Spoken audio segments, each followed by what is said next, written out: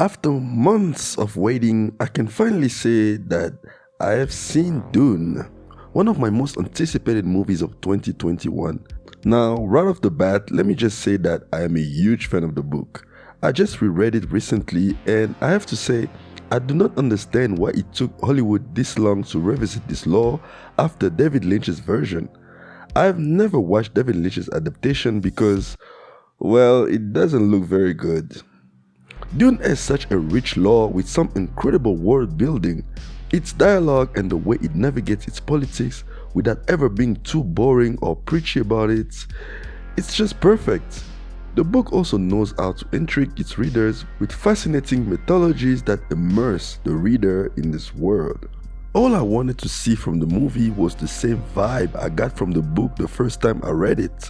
And the movie gives me just that. Denis Villeneuve, yes, that's how you pronounce his name, Villeneuve. Thank me later.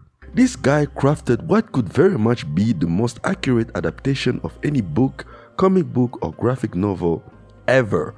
The movie includes every key element from the first half of the book and doesn't change much in terms of structure and kept even some of the dialogue from the book, which is what makes it so good to me personally, as someone who loves the book. And even for those who have not read the book, I think the movie does enough to get anyone into the world of Dune, and it does it without dumping too much exposition on the audience and over-explaining things.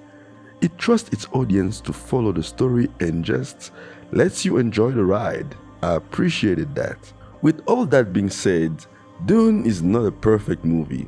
For example, structure-wise, this movie doesn't really stand on its own. When you watch The Fellowship of the Ring, for example, the movie follows a traditional 3-act structure. The story overall is incomplete, but the movie itself is complete in terms of structure.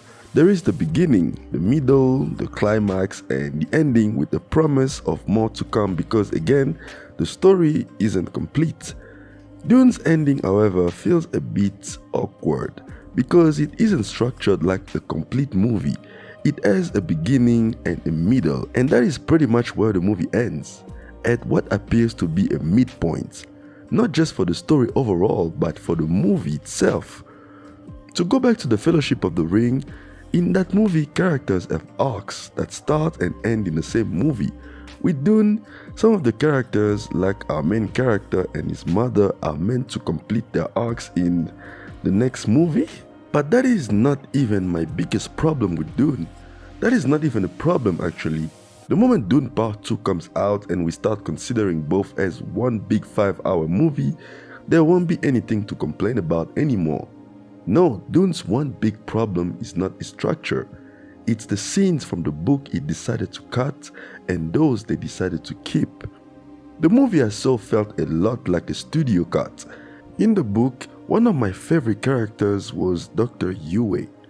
His story was so tragic and emotional that his betrayal felt a lot less unnerving than most betrayals feel like. I never felt anger towards Yue for betraying his duke.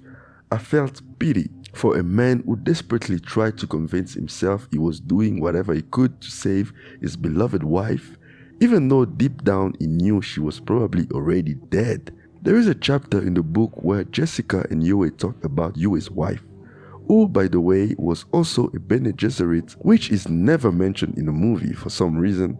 In the book, Jessica was so good at telling whether someone was lying or not that Yue had to use his wife's Bene Gesserit training to deceive her. And those pages are filled with tension, but also with a lot of heart as we get to know a lot about Yue and his wife. I don't see why we don't get that scene, but we get a scene of Paul talking about palm trees instead. There's another important part of the book that doesn't make it into this movie, which is the dinner right after the House Atreides arrive in Arrakis. It's important because those pages teach us a lot about Dune's politics, but also we get more information about characters like Thufir Hawat, and that scene is not in the movie and I don't know why.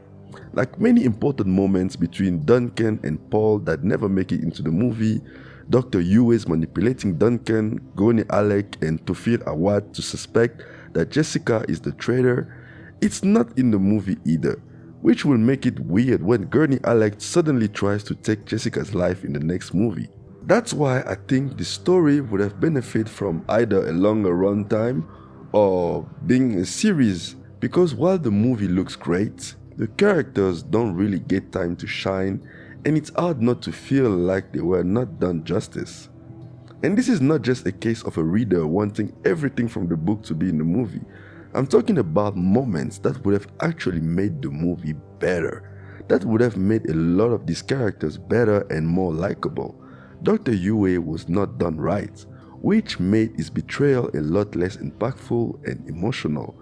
Tufir Awad was underused, and Arrakis' water problem wasn't explored deeply enough, which makes it weird when at the end, out of nowhere, the Fremen start talking about salvaging water because, again, it wasn't explored. In the book, before we meet the Fremen, we spend a lot of time understanding the scarcity of water on this planet, which we just never really do in this movie. I understand how tough it is to adapt something as huge as Dune, while trying to please a studio that's probably still mad about Blade Runner 2049 bombing 4 years ago at the box office. Many directors would have failed miserably, but Villeneuve is so good at what he does that it still managed to make it work. I have already seen images of deleted scenes pop up online. Apparently, a lot of these scenes have actually been filmed, but were cut for runtime because the studio probably didn't want the movie to be as long as Blade Runner 2049, and that is my problem. Dune is good, but it just feels like there is an even better movie underneath, and I'm just praying we get to see that movie someday. A 3-hour-long version that keeps all the little details that can help enhance the story and develop the characters. As for the movie we did get, I maintain that it is good. There are even elements it managed to do better than the book. Paul is a lot less annoying. He's not constantly rude to his mother for no reason, so that was a nice change. The performances are outstanding across the board. Even Jason Momoa was a standout despite being in a movie with much better actors than him. I don't really know what Batista is doing in this movie though, because his character could have been played by literally anyone. There was nothing special there. But Rebecca Ferguson once again steals the show. This woman is just too good. It's not even fair to her co-stars at this point. The Baron was a lot more evil looking than I expected. He was just a bad guy that does bad things. He was not the manipulative bastard he is in the book, but I didn't mind what they were going for here. The visuals, the music, the set designs, the shot compositions, everything comes together beautifully to make this movie feel big, expensive, and worth seeing on the biggest screen possible.